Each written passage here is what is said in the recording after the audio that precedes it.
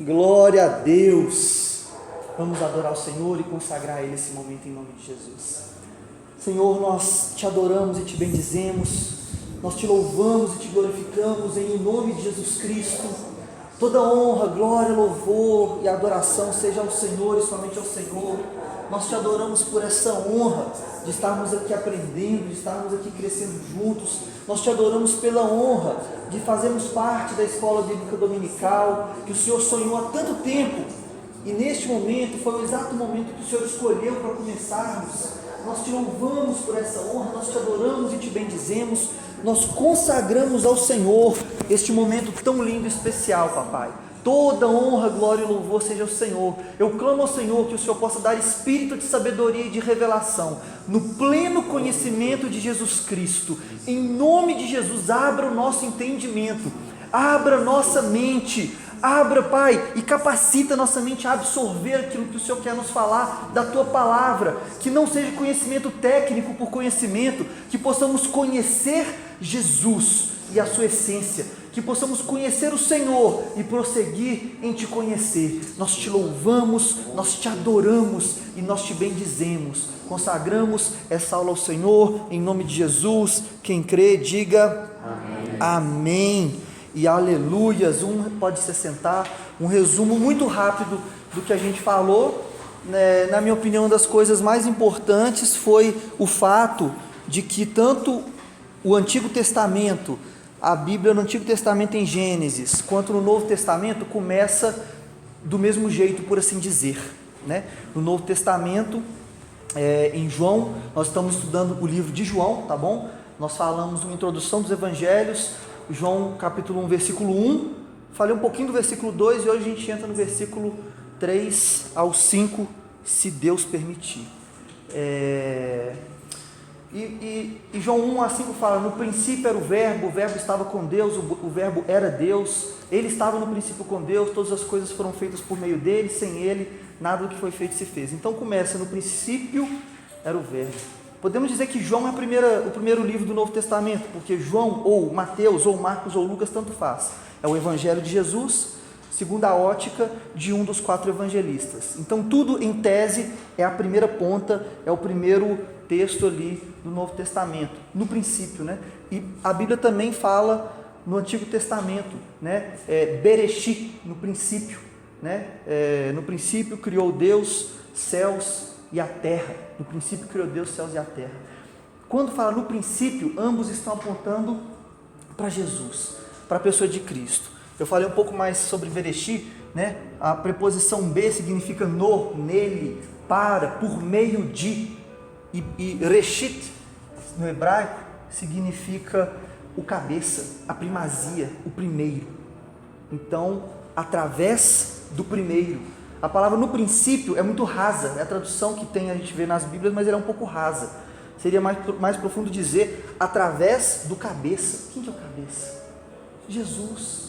Por meio dele, por meio do primeiro, foram criados céus e terra. E eu dei vários versículos, não é? Se vocês não viram na primeira aula, eu vou até mandar de novo no nosso grupo, vocês podem ler todos os versículos que vão convergir para isso, que tudo é por meio de Jesus, por tudo é através dele, né? Por exemplo, Romanos 11:36, porque dele, por ele, para ele foram feitas todas as coisas, glória pois a ele eternamente, amém. Né? Então nós falamos disso, fizemos um breve resumo de que todos os evangelhos apontam para Cristo, né? Até pegamos a figura profética de um anjo citado por Daniel, né? Que esse anjo, esse arcanjo, ele tem uma face de leão, a outra face de boi, a outra face de homem e a outra face de águia. Isso ainda não está nessa segunda aula, tá, gente? Estou fazendo um breve resumo da aula passada. Essas 4 faces apontam para os evangelhos, que apontam para Jesus. A face de leão aponta para o evangelho de Mateus, que fala muito de Jesus sendo o leão da tribo de Judá, remete muito ao Antigo Testamento, sendo comprovado no Novo, todas as profecias do Antigo comprovadas no Novo. O rosto de boi remete ao evangelho de Marcos, porque ele é muito citado como o servo, boi, um servo, o servo de todos, o servil. Então, o de Lucas, que é o rosto de um homem, aponta para o evangelho de Lucas, porque foi escrito para os gregos. É o homem perfeito, Jesus, o homem perfeito. Fala muito no evangelho de Lucas, o filho do homem, o filho do homem, o filho do homem, em todo momento. E por último, o rosto de águia remete ao evangelho de João, que remete a Jesus, o Rei dos céus. Então, o evangelho de João, ele é diferenciado, ele é diferente de todos os outros, e ele foca naquilo que, não só no que ele fez, mas no que ele disse, no que ele falou, ensinou, porque são essas palavras que te dão salvação para a vida eterna. Esse é o grande diferencial do livro de João com relação aos outros, que tem uma ótica um pouco diferente. Alguém lembra de mais alguma coisinha da outra aula? Podemos dar sequência? Então essa palavrinha aqui vocês podem gravar, ela é muito importante, Bereshit, vou apagar. Ela é muito importante e ela aponta para Jesus, ou seja, tanto o Antigo Testamento quanto o Novo começam apontando para Jesus, assim como o Apocalipse, o fim de Apocalipse também aponta para Jesus, tudo aponta para Jesus, o mundo converge em Jesus. E eu vou continuar falando sobre isso, porque o livro de João é incrível, como ele aponta o tempo inteiro para Jesus Cristo. Versículo 3 de João, capítulo 1, no versículo 3.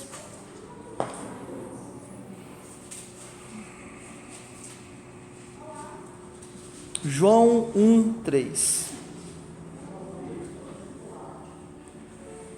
Todas as coisas foram feitas por Ele, e sem Ele nada do que foi feito se fez. Então continua a glória aqui sendo dada a Jesus. Sejam muito bem-vindos, podem ficar à vontade, podem sentar. Então estamos falando do livro de João, estamos em João 1,3. Todas as coisas foram feitas por Ele, Jesus, e sem Ele nada do que foi feito se fez. Tudo, irmãos, gira em torno de Cristo. Tudo no universo foi criado por Ele, por meio dEle, como eu acabei de citar Romanos 11,36, né? Porque por Ele, por meio dEle, para Ele foram feitas todas as coisas, glória pois a Ele eternamente, amém.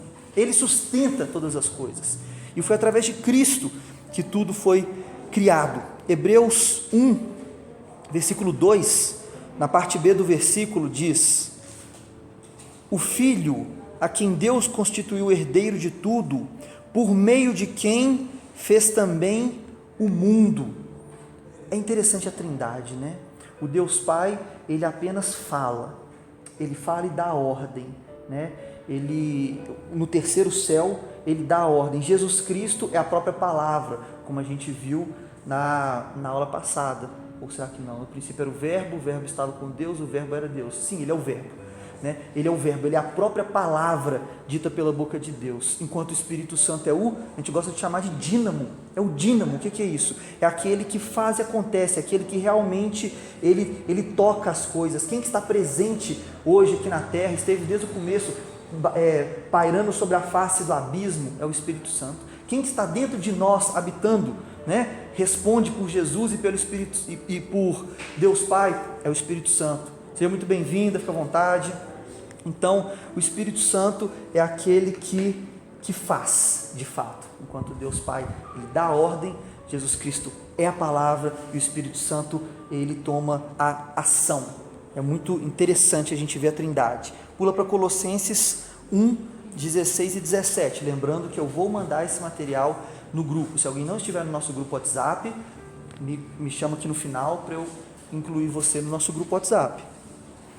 Colossenses 1,16. Pois nele foram criadas todas as coisas, no céu e sobre a terra, as visíveis e as invisíveis, sejam tronos, sejam soberanias, quer principados, quer potestades, tudo foi criado por meio dele e para ele.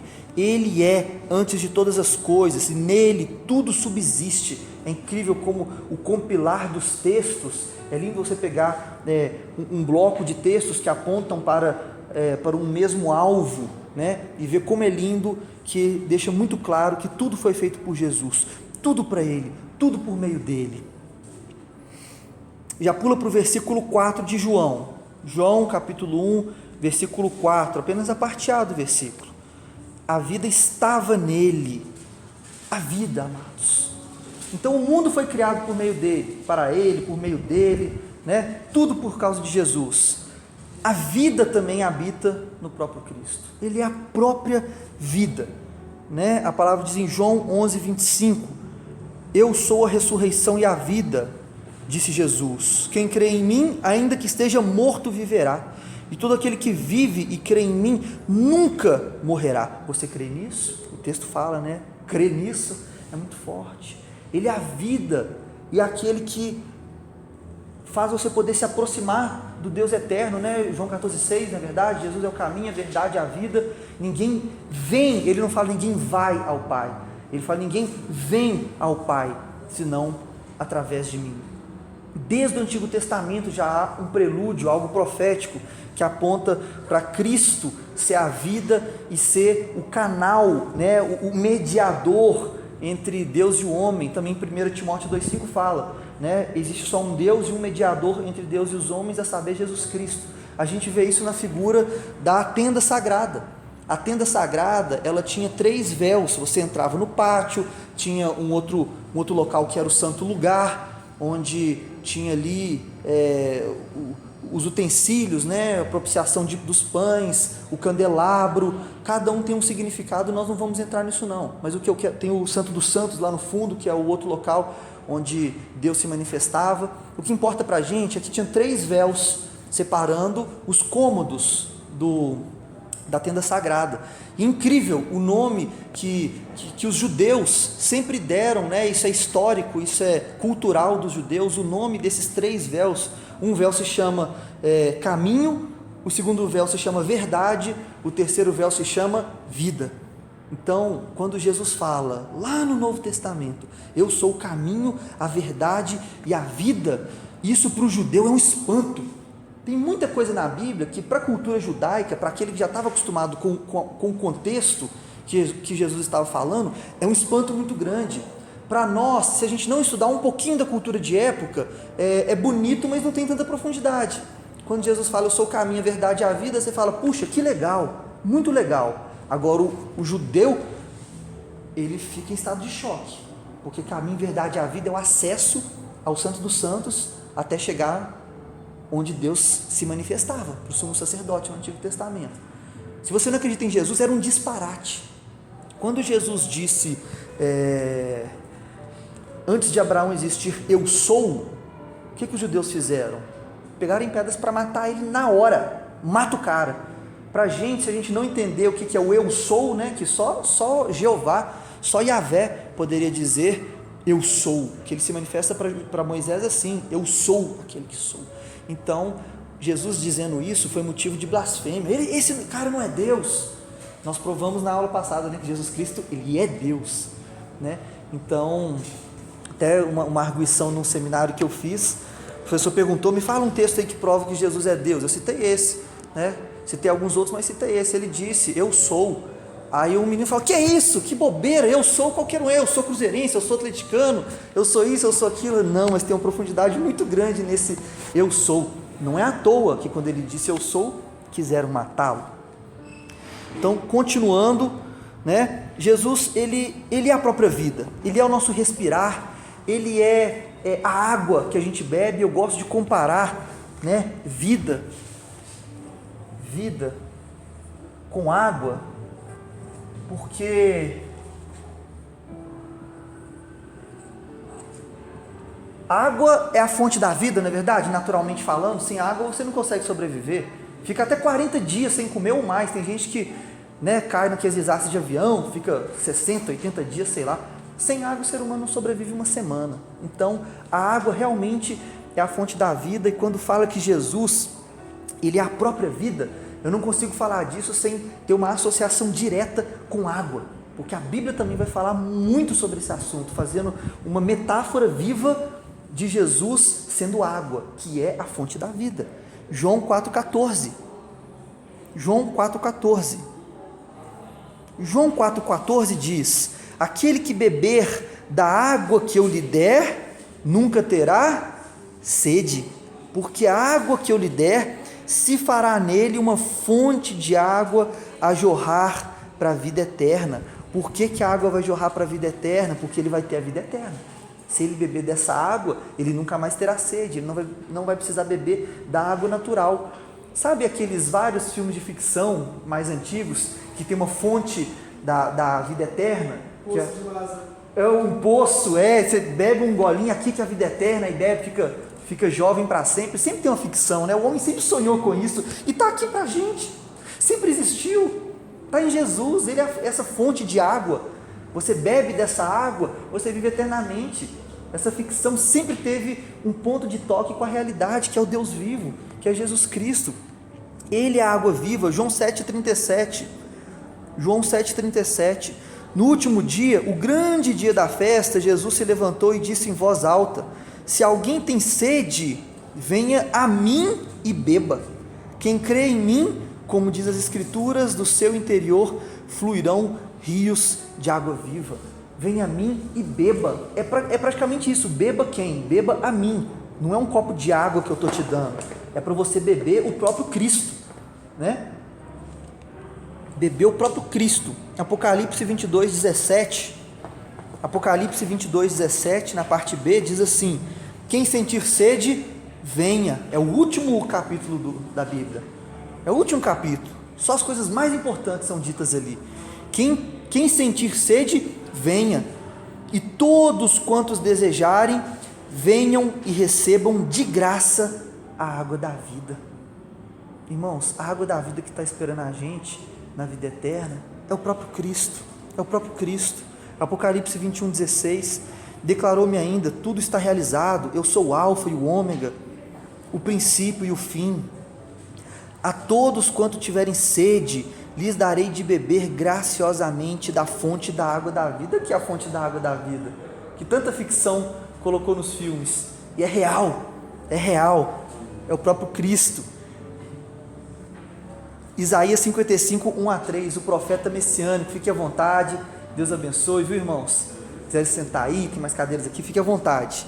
Isaías 55:1-3 diz: a todos que têm de sede, vinde às águas cristalinas, e vós, os que não tendes dinheiro nem recurso, vinde agora, comprai, comei. Então, até o profeta Isaías, que é um profeta messiânico, ele está sempre falando de Jesus, na verdade. Isaías 53:4-5, você vê ele falando de Jesus, né? Verdadeiramente ele levou sobre si todas as nossas enfermidades e as nossas dores, ele carregou sobre si no madeiro. Então, ele aponta para Cristo. Por fim, sabe aquele texto? Eu não vou ler ele não, ele é grande, Ezequiel 47, do 1 até lá na frente, onde o anjo pega Ezequiel, leva ele, e Ezequiel vê uma água descendo do trono de Deus. Essa água vai no tornozelo, depois vai nos joelhos, depois vai no quadril, nos ombros, na cabeça, até submergi-lo. Todos conhecemos esse texto, não é verdade? Agora, com base em todos esses textos que nós lemos, Jesus sendo a própria vida, Jesus sendo a água, especialmente os textos de Apocalipse, que ele é a água da vida, a fonte da água da vida. O que Ezequiel está vendo? O que Ezequiel está vendo de forma profética? A vida do Messias, a própria água que nos encobre, e em certa medida, as águas podem estar no tornozelo, no joelho, no quadril, nos ombros, acima. Deus faz acepção de pessoas, amados? É uma pergunta. Ele faz acepção de pessoas para salvação? E para intimidade, existe alguma acepção de pessoas? Mudou a pergunta, né? Dificultou. No coração de Deus, não. Mas na prática há, por causa do nosso livre-arbítrio, por causa da gente, de nós. Seja bem-vindo, amado. Deus abençoe. Então, por causa do nosso livre-arbítrio, a gente vê uma certa acepção para intimidade. Por quê? Jesus quer todos. Deus amou o mundo, que deu seu Filho unigênito para todo aquele que nele crê não pereça, mas tenha vida eterna.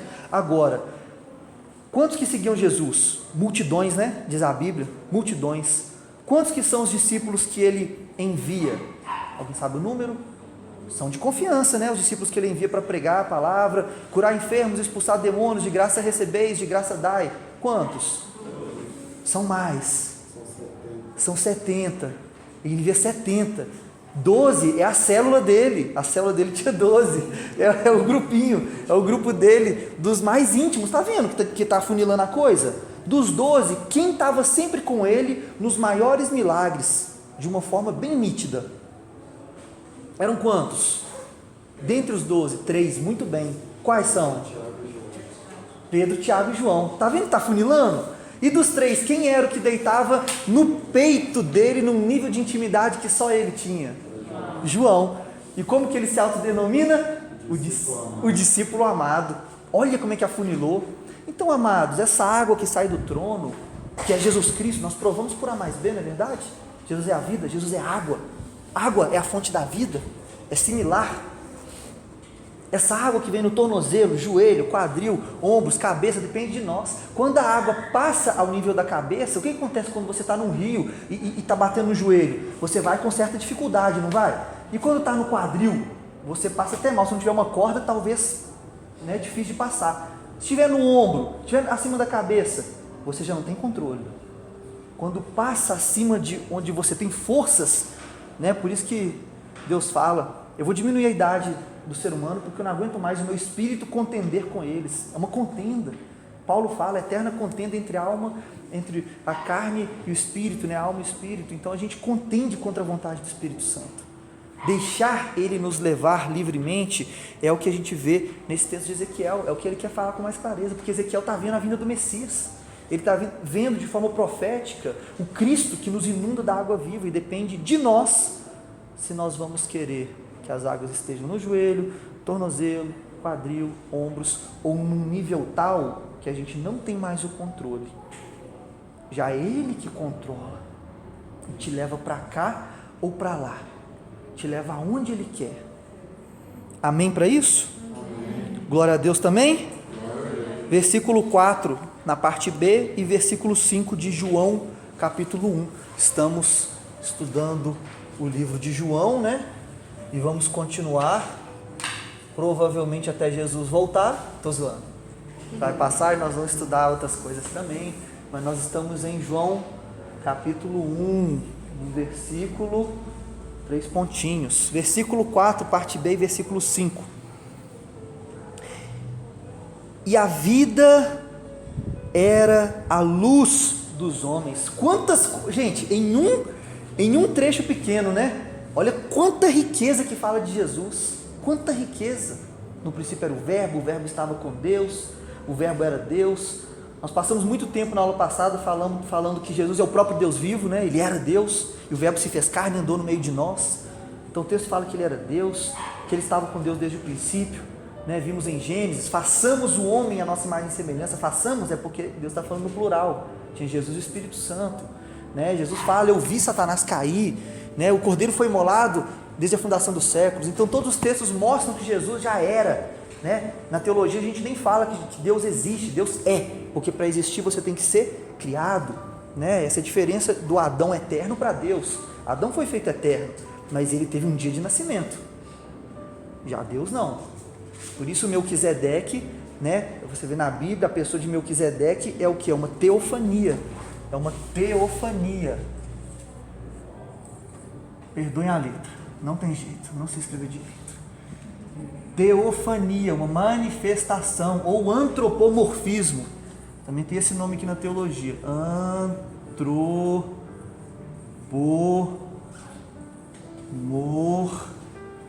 deve ser com PH, não sei não. Antropomorfismo, o que é isso? A aparição de Deus, homem, morfos, parte do corpo. Teofania é uma aparição de Deus na terra. Melquisedeque, que cara é esse? A Bíblia diz que ele não tem princípio de dias e nem fim, nem genealogia. O que é isso? Manifestação do Deus vivo na terra. Então, olha só, um pequeno trecho de João 1 a 5, quanta coisa linda que fala. Acabamos de ver que ele é a própria vida, que nele tudo se sustenta, o mundo foi feito por ele, por meio dele, para ele. Ele é a água da vida, ele é a própria vida, e agora estamos dizendo que ele é a luz. Ele é a luz dos homens, ele é a luz. Vamos lá em Gênesis 1 para ver que interessante. Não, peraí, antes vão em João 8,12. Falou-lhes, João 8,12. Depois a gente vai para Gênesis. João 8,12. Eu falo muito rápido, eu tento me controlar, tá, amado? Vocês podem falar, se eu estiver falando rápido, um pouco mais devagar. Falou-lhes, pois, Jesus outra vez dizendo: eu sou a luz do mundo. Não tem como ser mais claro que isso. Quem me segue não andará em trevas, mas terá a luz da vida. Agora lá em Gênesis, quando Deus criou todas as coisas, físicas, etc, etc, e disse Deus, Gênesis 1:3, se você não for rápido no gatilho, é melhor você só me escutar falando e anotar os versículos. Gênesis 1:3, haja luz e houve luz. Pergunta, eu quero que vocês levantem a mão, não responda de uma vez, porque tem gente que eu já falei isso 1000 vezes, então eu não quero essas pessoas respondendo. Disse Deus, haja luz e houve luz. Que luz é essa? Alguém? Não. E se falar, vai ter que ficar a sua resposta. Estou brincando, viu, gente? Eu fico colocando terror, né? Que luz é, gente? Haja luz. E aí, tudo iluminou. Jesus é a luz. Eu trabalho que essa é a luz do ar, é o sol, quem falou ali. O sol? Eu vejo a treva escuridão, escuridão e veio o sol. Isso. É isso que eu queria que vocês respondessem, sabe por quê? Porque é o que todo mundo diz. Vocês não valem, eu já falei isso para vocês 1000 vezes, gente. Vocês aí, Otávio, você Achille, vocês já estão andando comigo há 1000 anos. A princípio, todo mundo iria pensar que é o sol. Só que olha que interessante no versículo 14, isso aqui é Gênesis 1:3. No versículo 14, olha o que Deus cria. Eu pulei todos os 13 versículos, todos os 10 versículos, vai criar animais, vai criar um monte de coisa. O que criou no versículo 14? E disse Deus, haja luminares na expansão dos céus. É aqui, no versículo 14, que foi feito o sol, a lua. Haja luminares na expansão do céu, para haver separação entre dia e noite, e sejam eles por sinais para tempos determinados e para dias e anos, sejam para luminares na expansão do céu, para iluminar a terra. E assim foi, e fez Deus os 2 grandes luminares, o luminar maior para governar o dia, é o sol, né? E o luminar menor para governar a noite, a lua. E fez as estrelas. Então aqui está a composição do cosmos, no versículo 14. E Deus os pôs na expansão dos céus para iluminar a terra e para governar o dia e a noite, e para fazer separação entre a luz e as trevas. Separação entre a luz. Que luz? Aqui já existe. Aqui já foi feita no versículo 3. Haja luz. A luz foi feita antes do sol e da lua. A luz do universo é o próprio Cristo, é o próprio Jesus. E aí vem a pergunta boa, né? Até eu já falei isso com os jovens em alguns momentos, e aí um deles vem perguntando só pergunta sinistra, que eu não vou nem citar aqui, de tão difícil que as perguntas do cara foi lá na veia, mas só que uma delas é uma pergunta básica que a gente tem que saber. Peraí, então Jesus foi criado aqui, quando Deus criou o universo? Não, Jesus foi manifesto como luz, foi manifesto como filho, hoje te gerei em Hebreus, né? Foi manifesto como tal e tal coisa, com tal e tal ministério. Jesus já existe desde o sempre, e nós vimos isso com muitos detalhes na primeira aula, porque Ele é Deus. Jesus Cristo é um só na Trindade, Deus Pai, Deus Filho e Deus Espírito Santo, Ele é um só. Então Deus não existe, Ele é, desde eternidade até eternidade. Então Ele não foi criado ali na criação das estrelas, Ele não foi criado ali, Ele foi manifesto como luz para esse universo. Então isso é muito, muito importante. Olha que interessante, quando Jesus, vamos comprovar isso de que Ele é a luz do universo, quando Jesus morre na cruz, o que acontece? Mateus 27, 45, a partir do meio-dia houve trevas sobre toda a terra até as 3 horas da tarde. Assim que Jesus morre na cruz, enfia a lança nele, fica tudo escuro e em trevas, a manifestação daquilo que Deus estava falando. Esse é a luz do mundo, isso é profético, isso é real, é físico e palpável. E aí faltou luz na terra, a luz volta. Por que a luz volta? Eu vou te mostrar agora, dali 3 horas. Jesus falou em João 14,12, ele diz: vocês farão as obras que eu faço e outras muito maiores, porque eu vou para junto do Pai. E em outro texto, que eu não sei se eu trouxe aqui, em Mateus 5,14, vocês são a luz do mundo. Olha a transferência.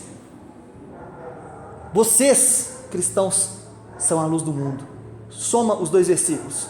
Vocês farão o que eu faço, porque eu estou indo para junto do Pai. A responsabilidade, o poder, a glória, tudo é com vocês. E através de Jesus, a glória é só dele, a honra é só dele. Mas vocês que vão impor as mãos em enfermos, né? Marcos 16,15, né? Imporão a mão nos enfermos, eles ficarão curados, expulsarão demônios, falarão novas línguas, pisarão na serpente, autoridade sobre o diabo. Se beberem algo mortífero, não vos causará dano algum. Autoridade, poder, unção, isso tudo, por quê? Porque ele foi e deixou para nós. Ainda toda a honra e glória é dele, mas ele deixou a responsabilidade para nós. Então nós somos a luz, Mateus 5,14.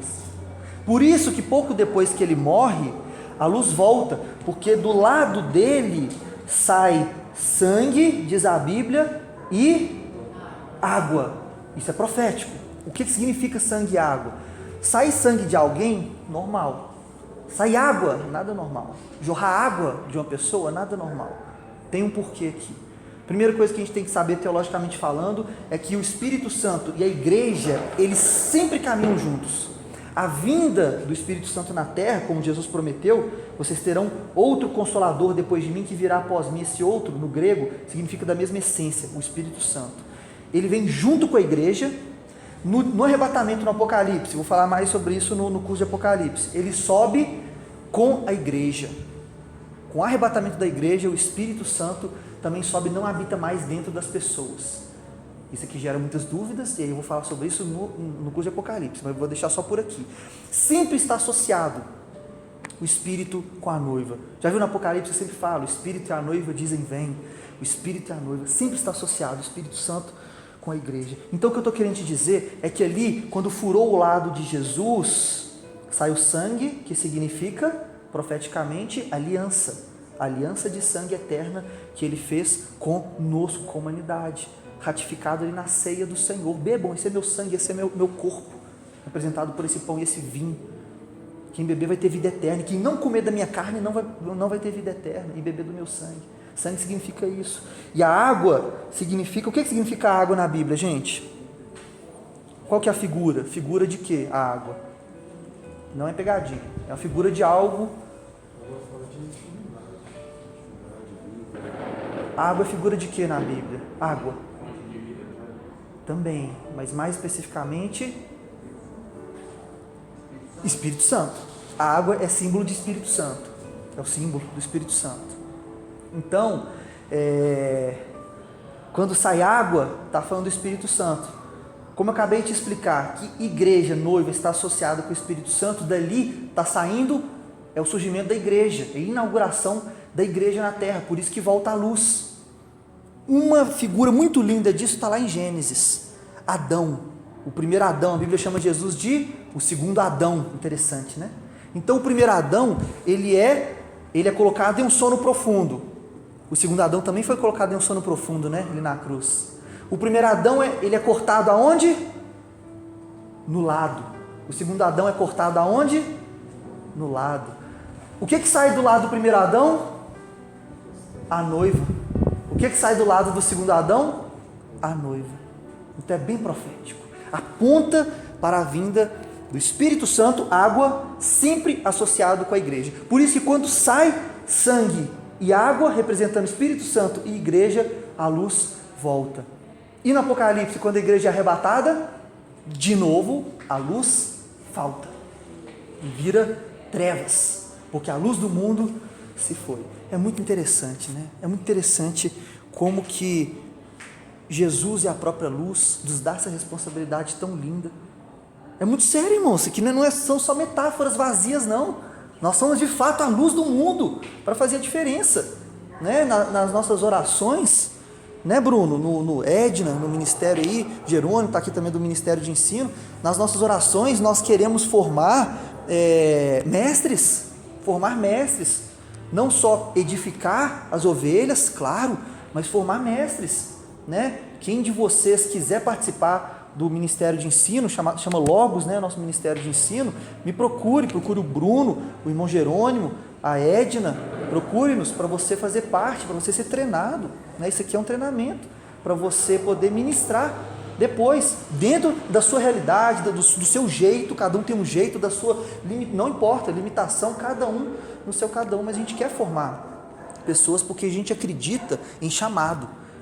Eu não acredito em clericalismo, eu não acredito que eu vou aqui ensinar, ministrar, você vai ouvir, eu ensinar, você ouvir, e Jesus vai voltar e vai arrebatar vocês aí sentados e eu aqui em pé, e vamos... Não, eu não acredito nisso, é clericalismo.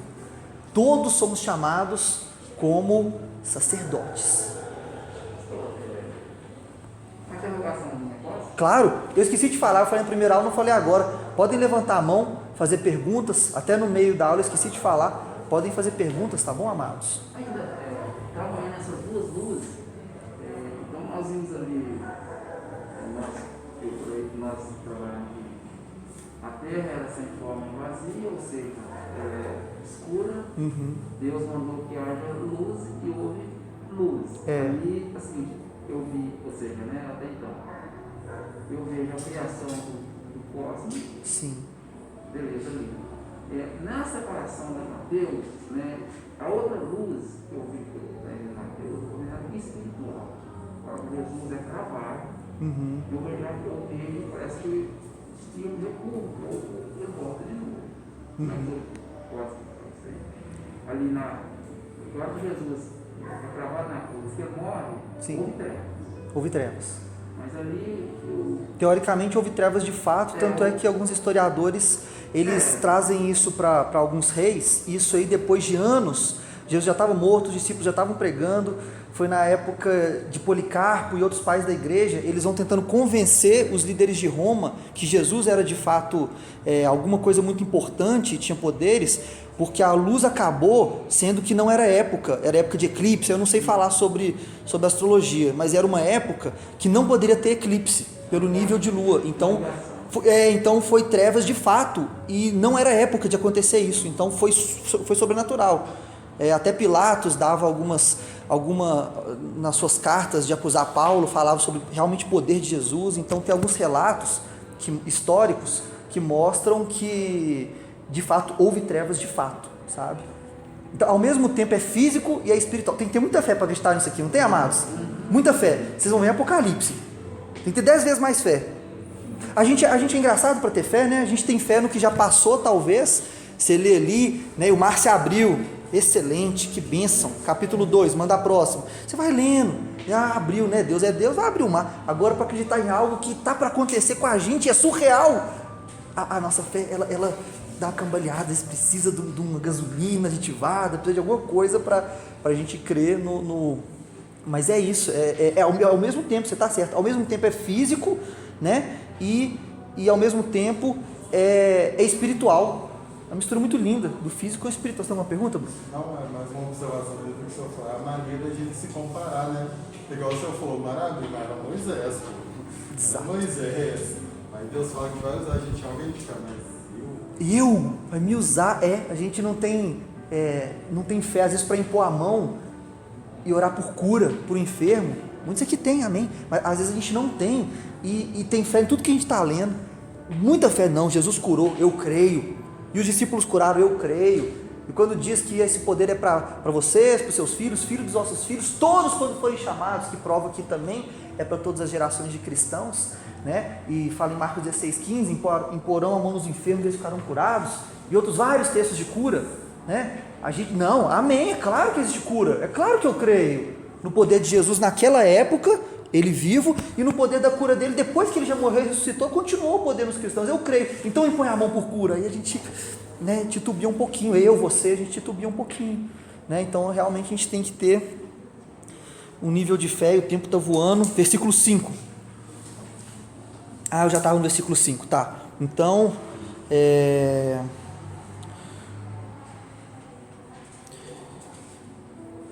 versículo 5, a luz, João 1, 5, tá bom, amados? João 1, versículo 5, a luz resplandece nas trevas, e as trevas não o puderam conter. Em outras traduções vai falar, as trevas não prevaleceram contra ela. A luz venceu as trevas. Jesus venceu literalmente Satanás, as trevas, o mal. Jesus é que vence o mal. 1 João 3,8, na parte B, diz assim, 1 João 3,8, na parte B, diz: para isso o Filho de Deus se manifestou, para desfazer as obras do diabo. Eu gosto muito dessa passagem, porque ela fala de tudo que nós estamos falando, de forma até oculta aqui. Para isso o Filho de Deus se manifestou. É o que eu estou dizendo aqui o tempo todo. Ele não foi criado. Jesus não foi criado junto com as estrelas, o cosmos, para derrotar Satanás. Não foi criado. Ele foi manifesto para tal e tal ministério. Hoje te gerei, foi manifesto, forma figurativa de falar, que você foi feito filho, né? Não foram os anjos, mas eu te fiz filho. Então, não foi porque Jesus nasceu. Jesus já é, desde a eternidade, Ele é o Deus vivo, mas foi manifesto nesse ministério, e dessa forma, assim como o Espírito Santo foi manifesto para tal ministério, para tal unção, para fazer tal atividade em meio aos cristãos, em meio à humanidade. Então ele se manifestou para desfazer as obras do diabo. Ele, Jesus Cristo, é que teve a vitória sobre o diabo. Isso tem que ficar claro para a gente. Jesus, ele já venceu o diabo, ele já derrotou. E aí eu te pergunto, se Jesus já derrotou, eu acabei de ler 1 João 4,4, não li? Maior é o que está em vós do que o que está no mundo. Não li não, mas é isso. Maior é o que está em vós do que o que está no mundo. Quem está em nós? Espírito Santo. Quem está no mundo? As trevas, o diabo. Maior é o que está em nós. Jesus venceu o diabo. Então por que tanta treva? Então por que a gente vê pessoas até endemoniadas? Por que o diabo se manifesta na terra? Se a gente já venceu. Vai pensando nessa pergunta. Eu vou ler mais alguns. Lucas 10,19. Eis que vos dou autoridade para pisar em serpentes e escorpiões e sobre toda a obra do maligno, sendo que nada absolutamente vos causará dano. Marcos 16,15 também, né? Que eu já citei aqui, né? Em meu nome expulsaram demônios, curaram enfermos, falaram novas línguas e tal. Também tem outra, expulsaram demônios e pisaram na serpente. Então tem outros vários textos que vão falar da autoridade sobre o diabo que Deus deu. Marcos 16,15. Marcos 16,15 em diante, que do 15 vai falar: ide portanto, pregar o evangelho a toda criatura, aquele que crê for batizado será salvo, o que não crê será condenado, e esses sinais seguirão aqueles que creem. Em meu nome expulsaram demônios, pegaram na serpente. Deve ser versículo 16. Isso, falam novas línguas. Isso, beberão coisas mortíferas, não vos causará mal algum. Exato. Então, olha o nível de poder e autoridade que ele nos deu. Ele conquistou na cruz. Ele, quer ver? Ele, Colossenses 2,14. Ele conquistou e nos deu. A glória é dele. Havendo riscado a cédula que era contra nós, nas suas ordenanças, a qual de alguma maneira nos era contrária, e atirou do meio de nós. É a nossa culpa, tá, gente? Isso aqui é a nossa culpa perante Satanás, que nos acusava. Ele cravou na cruz, cravando-as na cruz. Então tirou do meio de nós e cravou na cruz, despojando os principados e potestades, os expôs publicamente e deles triunfou em si mesmo. A cruz é o momento da vitória de Cristo contra o diabo. Ali ele matou o poder do pecado. Ele não se fez assassino, ele se fez assassinato. Ele matou o poder do assassinato. Entendeu isso? Ele não se fez estuprador na cruz, ele se fez estupro. E quando ele morreu, o poder do estupro morreu. E daí? E daí que alguém que estupra, alguém que assassina, pode ir para o céu a partir de agora. É só aceitar Jesus como Senhor e Salvador. Ele já matou o poder do estupro, ele matou o poder da mentira. Ele não se fez mentiroso, ele se fez mentira. Ele matou o poder da mentira, de jogar um humano mentiroso no inferno, que é para ali que ele ia. Mas agora nós, ex-mentirosos, tudo de ruim, né? Agora nós somos lavados no sangue de Cristo. Então é interessante esse poder. E aí eu volto na pergunta: se ele venceu o diabo na cruz e nos deu todo esse poder e autoridade, por que ainda acontece obras do maligno e até, especialmente, pessoas endemoniadas? Legalidade? Legalidade, uma boa resposta. Livre-arbítrio, bom. O que mais? Eu só vou dar um texto bíblico para a sua resposta. Livre-arbítrio. João 3,16, né? Deus amou o mundo, que deu seu Filho de tal forma que deu seu Filho unigênito, para todo aquele que nele crê não pereça, mas tenha vida eterna. Em tese estava todo mundo bem. Aí você continua lendo, chega no versículo 19. E este é o julgamento, que a luz veio ao mundo, mas os homens preferiram as trevas, porque as suas obras eram más. Então, Jesus morrer pela humanidade e matar o poder do diabo não significa que você ainda não pode usufruir e segurar junto na mão do diabo e caminhar junto com ele. Ainda pode. Ele ainda tem certa legalidade aqui na terra. Porque Adão recebeu autoridade sobre a terra, não foi? Ide, multiplicai-vos e dominai sobre a terra. Pelo pecado ele deu para o diabo. Tanto é que o diabo fala na tentação de Jesus, não fala? Está vendo tudo isso? Jesus, se dobra após mim que eu te dou todos esses reinos, porque a mim foi dado. Por quem? Por Adão. Então Adão passou a autoridade para o diabo, a questão de legalidade. Então o diabo não é o Deus do universo, de forma alguma, ele é o Deus com D minúsculo do sistema do mundo. É igual prisão. Pensa em prisão na terra, vocês vão entender direitinho. A prisão, o cara é preso, não é? Né? Aí o julgamento dele demora um pouquinho. Não acontece dele ter ali a prisão, né? Bateu não sei quem, matou não sei quem, e já vai direto para a cadeia, e ele fica, no mesmo dia já está selado que ele vai ficar ali 30 anos. Não é assim que funciona o juízo do ser humano. Ele até pode ser preventivamente amarrado, preso, de certa forma, se for flagrante, especialmente, se não for ele continua solto até o julgamento rodar, né? Que é o caso do diabo, de certo modo. E aí já está determinado, por quê? Vamos supor, já tem a foto dele matando, já tem as impressões digitais dele, foi achado sangue na arma, foi achada a arma dele, que está no nome dele, teve uma filmagem, tem tudo para provar que foi ele que matou, não tem problema não, ele vai ser preso, mas o julgamento ainda está em trâmite, então ainda demora ali alguns meses para o juízo bater e o cara ser preso. É isso que está acontecendo. A Bíblia toda aponta para Jesus já venceu o diabo, aponta que o diabo vai para o mar de fogo do inferno, está lá em Apocalipse, né? Vai ser jogado no mar de fogo, só que tem um tempo para as coisas acontecerem, tem um tempo para as coisas serem determinadas. Então é por isso que a gente deve ver o diabo fazendo e acontecendo. Vocês falaram tudo nessas duas palavras, legalidade e livre-arbítrio. Essas duas coisas vão determinar. Se você dá legalidade para o diabo, sinto muito, ele ainda existe aqui na terra, ele ainda está fazendo o seu trabalho. Né? É por isso que os demônios dizem, você veio, Jesus, nos julgar antes do tempo? Esse texto é muito rico, muito rico. Lembra quando Jesus foi expulsar os demônios e falaram isso? O que isso quer dizer? Você está vindo, Jesus, antes do tempo. O tempo de você nos jogar no mar de fogo está mais para frente. Até a gente que é demônio sabe um pouquinho de escatologia, não é agora. Você está vindo logo depois, você está vindo na transição do Antigo Testamento para o Novo. Ainda vai vir o anticristo, ainda vai destruir o templo sagrado lá da mesquita muçulmana, ainda vai reconstruir o templo de Salomão, o anticristo vai ficar lá ajudando os judeus, aí depois ele vai se mostrar o falso profeta, vai se mostrar que ele é o anticristo, quer dizer, então tem muita coisa para acontecer, até os demônios sabem um pouquinho de escatologia, eles falam, não é tempo Jesus, veio nos julgar antes da hora. Então os demônios sabem que existe a hora do julgamento deles, e eles conhecem a Bíblia, né? Satanás não fala um monte de Bíblia com Jesus, só cita a Bíblia na tentação, só Bíblia, Salmo 91, né? Atira desse monte, que aos seus anjos dará ordem a seu respeito para te guardar em todos os seus caminhos, papá. Né? Os anjos te segurarão nas mãos para não tropeçares em alguma pedra. Citou Salmo 91. Jesus, não tentará o seu Deus, está usando o texto fora de contexto.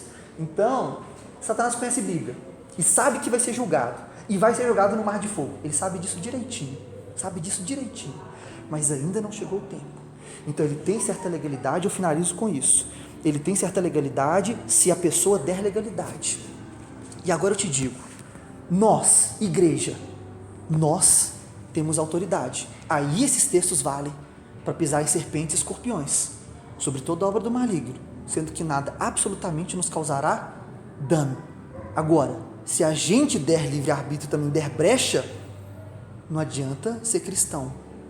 O diabo encontra algum espaço para atuar. Deus tem misericórdia de mim e de vocês, não é verdade? Porque o pecado ele nos chama, a gente tem que sempre manter na santidade. Talvez a forma de nós desfrutar dessa ordem, dessa autoridade que Deus nos deu, que leva nós à fraqueza. Eu gosto daquela passagem, Sim. quando Pedro estava preso lá no cárcere de João, né, o pessoal, o que o pessoal fizeram? Reunir e cantar em oração, para que o Espírito Santo tirasse o sujeito de lá. Entrar em oração. Na sequência, Pedro chega, toca na porta, aí a criada vai lá e atende e fala, eles duvidaram. Então nós duvidamos. E quando nós Duvidou. estamos nessa situação, nós não podemos duvidar. Duvidou, foi. A gente duvida, então por isso que as coisas não acontecem conosco. Lá em casa nós consumos diário, nosso consumo é muito grande. Nós somos uma família de 5 membros, 6 cachorrinhos. Então, enfim. Já é um membro que gasta, viu? Gasta muito. Então, na conta de luz lá, não vem menos que 280, na conta de água também vem arrebentando. Eu sei como é que é. E, por agora, durante essa pandemia, eles não estão passando, correndo, fazendo a leitura. Aí, para não ficar tumultuado, a gente tira na internet. E aí, nós estamos lá, estamos valorando de 214. Nós estamos valorando 214. Esse mês nós fomos buscar, não tinha nada. Pela fé. Salvo, não tinha nada. Aí, vamos pesquisar mais, precisamos. Lá em fim, você não. Seu saldo devedor aqui, ele é irrisório. Aí, nós fomos olhar. Tinha R$25. Falei, não vou lá imprimir. Não, senão eu quero pagar. Aí pagamos, aí ligamos para lá, fizemos isso da matriz, ela imprimiu para mim. Na sequência, a gente já duvidou. Eu falei assim, não, calma aí. É porque o anjo do Senhor saiu para abençoar alguém, ele encontrou ele. É isso mesmo. Eu falei assim, A gente tem que ter fé. Tem que ter fé, isso. Então nessa sequência, por isso que nós colocamos a gente impõe a mão, o cara não é curado. A vida que você leva, ela vai te delegar se você pode, se não pode. Isso. Situações vão te dar para você viver a fé e não pecar. Glória a Deus, irmão, glória a Deus. E para finalizar, você acha que nós somos uma igreja com base em tudo isso que a gente falou, a autoridade que Deus nos deu sobre Satanás, nós somos uma igreja derrotada? Quem acha que a gente é uma igreja derrotada?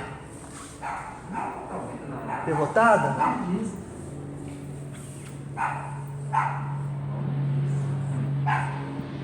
Que tal? Uma igreja militante? Pá! Guerra! Tiro! Militante ou derrotada?